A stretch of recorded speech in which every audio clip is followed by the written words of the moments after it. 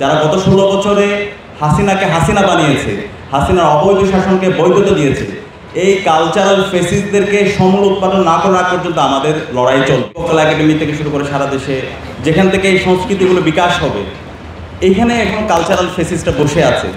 তো এটা আমাদের জন্য খুব অপ্রত্যাশিত।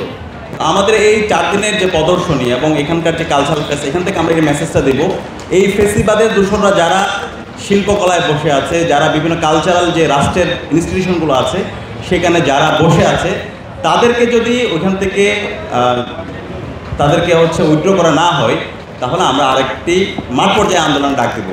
এই ফেসিবাদের সকল দূষণদেরকে সমূল উৎপাদন করতে হবে এবং সেখানে যারা জুলাইয়ের চেতনাকে ধারণ করে এবং জুলাই বিপ্লবে যারা মাঠে ছিল, এই সমস্ত কম্পিটেন্ট, অনেস্ট, ইন্টিগ্রিটি সম্পন্ন মানুষদেরকে এই সমস্ত জায়গায় নিয়োগ দিতে হবে।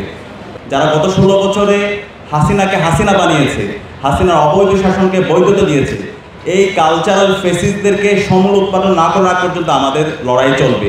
আমরা সবসময় বলি, আমাদের এই জুলাই বিপ্লবের মাধ্যমে হাসিনা রাজনৈতিকভাবে পরাজিত হয়েছে, কিন্তু তার যে কালচারাল এস্টাবলিশমেন্ট সেটা এখনও বিভিন্ন জায়গায় থেকে গেছে। এই কালচারাল এস্টাবলিশমেন্টদেরকে আমাদেরকে ভাঙতে হবে। সেটা ভাঙার জন্য আমাদের আরেকটা বিপ্লব দরকার, সেটা হচ্ছে সাংস্কৃতিক বিপ্লব। এবং এই সাংস্কৃতিক বিপ্লবটা আমাদের জুলাইয়ের মাধ্যমে হবে। জুলাইয়ের যে শহীদদের যে স্যাক্রিফাইস, আমাদের জুলাইয়ের যে চেতনা, জুলাইয়ের যে গ্রাফিতিগুলো যদি আপনারা এখনও দেখেন, সেখানে কিন্তু এখন আমরা বিপ্লবের সেই প্রতিধ্বনি শুনতে পাই।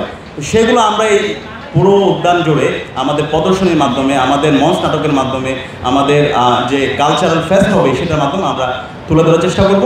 এবং এর মাধ্যমে এই মুজিববাদের যে কালো ছোঁয়া, তাদের যে রোড, সেটাকে আমরা সম্পূর্ণ উৎপাদন করবো ইনশাআল্লাহ।